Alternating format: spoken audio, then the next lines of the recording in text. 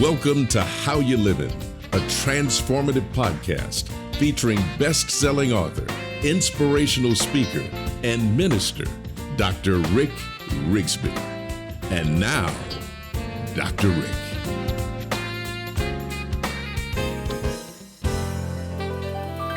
Hello, friends. Thanks so much for listening today. What's your response when someone offends you? This episode offers a few thoughts on a more healthy and hopefully more productive way to respond when we're offended. Friends, if you're breathing, it's highly probable you'll be offended by something or somebody this very day. The critical question is, how do you process and respond to that which offends? President Abraham Lincoln once said, "We should be too big to take offense and too noble to give it." Yet, for many of us, we're neither too noble or big enough to handle being offended. An online post titled "Meant to be Happy" offered readers a test. The test was titled, "Are you easily offended?" I want you to respond in your own way to the following questions. Number 1, do you explode in fits of anger over little things?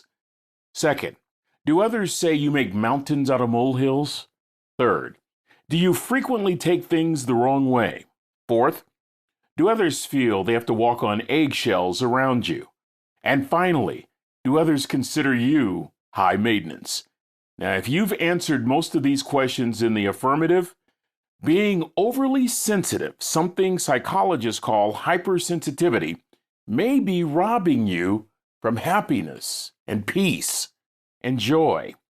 Experts list several reasons why we're easily offended.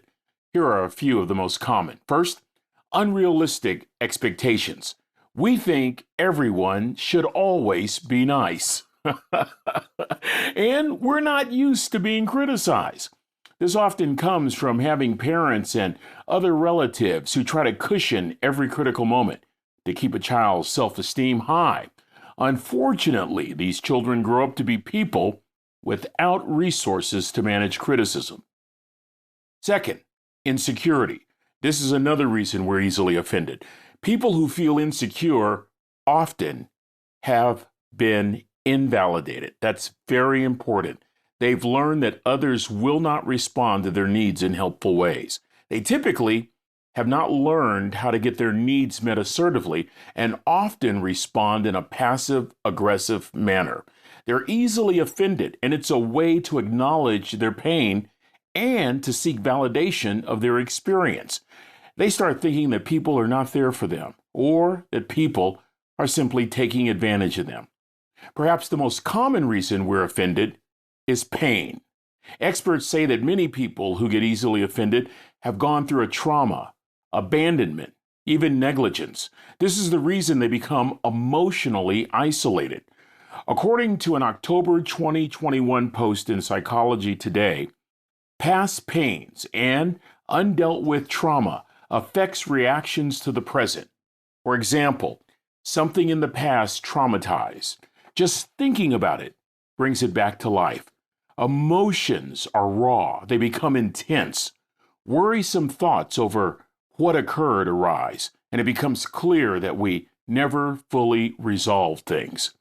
The very nature of trauma is to negatively sensitize us to anything in the present that unconsciously reminds us of something in the past. It could be something that deeply affected you, maybe scarred you, perhaps terrified you, or shamed you. Having been victimized earlier by something over which you had no control forces one to be hypervigilant, hypersensitive.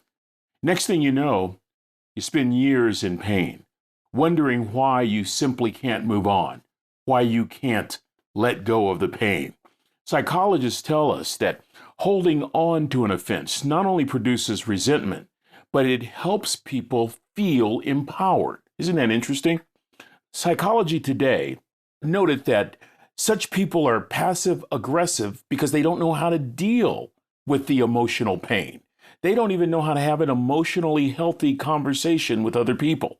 Being passive-aggressive is a form of power that they want to maintain that in a particular relationship simply because they don't know how to express themselves. Isn't that interesting? Holding on to an offense is a way that people actually feel empowered simply because they don't know how to have a healthy conversation with someone else. I recently conducted a memorial service for a dear friend. I mentioned that one of his greatest qualities was that he was rarely offended and that he would never, ever allow himself to hold a grudge. It's been said that the true measure of a person, the true measure of a man or a woman, is not intelligence or education level. It's not status or title or position. The true measure of a person is how quickly they respond to the needs of others, how willing they are to serve others, and how true they are to friends, and how quickly they forgive those who oppose them. I believe that the true measure of a person, this foundation just outlined, is really the template for healthy emotions. So the critical question becomes, how do we get there? How do we get to that point? The internet is flooded with self-help lists, step-by-step ways for us not to be offended. There are a series of steps from not taking the offense personally to determining what we can learn from being offended, to taking ownership over our emotions. I've tried these steps, friends. Sometimes they work, sometimes they don't. Let me tell you something. Thinking about something that happened to me recently, nothing seemed to work. This occurred over the holidays. A relative offended me. We were celebrating in my family a major milestone, and one family member wasn't as celebratory as I thought. I know that we get offended when we place unrealistic expectations upon other people, and when they refuse to meet those expectations, we tend to get hurt. Friends, that's exactly what happened to me. I was mad, and I refused to let it go. It ate at me on the inside. Does anybody understand what I'm talking about? Well, then something unexpected happened. I was sharing a story in a sermon that followed the offense, and what I shared literally stopped me in my tracks. This great example I'm about to give you from the story is from Holy Scripture. And even though some of you listening may not share the same beliefs, there's a powerful principle here. I want you to catch it. In the New Testament book of St. Matthew, Jesus is healing the sick and restoring sight to the blind and preaching the good news of the kingdom of God. Meanwhile, not too far away sits John the Baptist in a dungeon. You remember John the Baptist, the forerunner to Christ, who prophesied the coming of the Messiah. Please also note that Jesus and John are cousins. John the Baptist is in jail because he called out King Herod. In biblical days, you didn't call a king out. If you did, you'd be punished. John the Baptist's punishment, dungeon, and death. So as John sits in the dungeon, hours away from being beheaded, he begins to wonder, and then he doubts. Friends, disappointment will always cause you to doubt. John would ask a few of his followers, hey, go find Jesus. Ask Jesus, is he really the Messiah, or should we keep looking for the real Messiah? Translation, hey, Jesus, if you're really the Messiah, you would have got me out of this mess. You would have got me out of this situation. Jesus, you're blood. You're my kinfolk, and you haven't even come to visit me. John the Baptist is severely offended, and I get it. In fact, I appreciate the humanity of John the Baptist. John's men go to Jesus and deliver him a message. When they show up and when they deliver Jesus this message from John the Baptist, they discover Jesus is busy preaching, busy healing, busy transforming lives.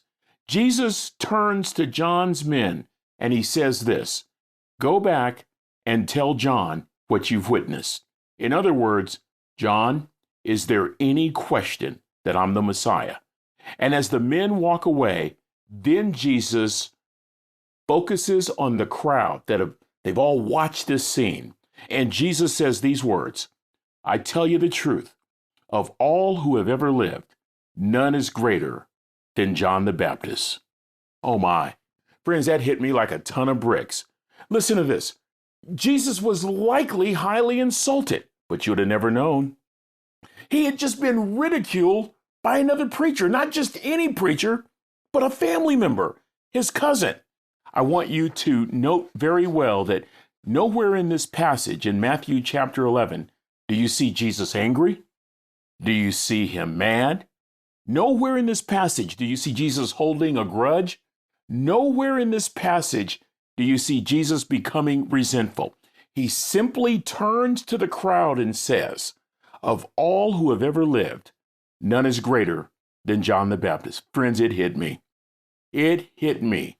Jesus turned an obvious opportunity to be offended into an opportunity to uplift, to praise, to encourage, to bless. As a result, for Jesus, no loss of peace, no loss of happiness, no loss of sleep. His heart wasn't holding resentment. His soul was not in turmoil. He moved on. Principle: whenever you have the opportunity, return an insult with kindness. Oh, I think I need to say that one again. Whenever you get a chance, do everything you can to return an insult with kindness. You see, friends, it stopped me in my tracks because I realized I was the problem. Uh-oh. I had empowered myself to be offended.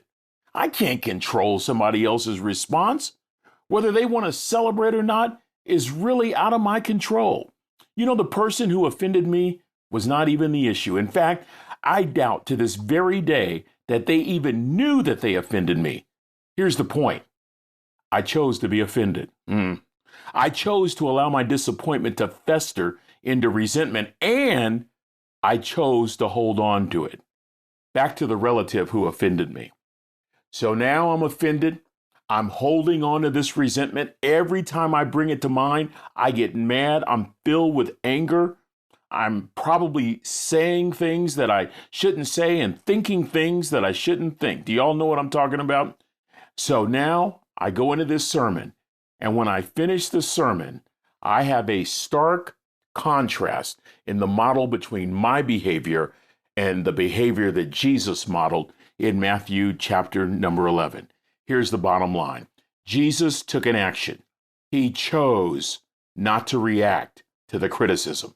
He chose not to wallow in anger. You know what? By this point, I was sick and tired of being angry. I was tired of being mad. So this is what I decided to do. I believe in the power of speech. I haven't only been educated in the power of speech, but I have attempted to practice the power of speech now for 40 years professionally. So I know a thing or two about the power of speech. I know that I can talk myself into having a good day. I also know I can talk myself into having a bad day. So guess what I did? I talked myself out of being offended by saying things like, you know what? I seriously doubt that that person even knew that they had offended me. And regardless of whether they did or not, why should I impose my expectations of their behavior upon them? Why should I do that? That's just flat out wrong. And so I believe that if I could talk my way into being offended, why couldn't the opposite be true?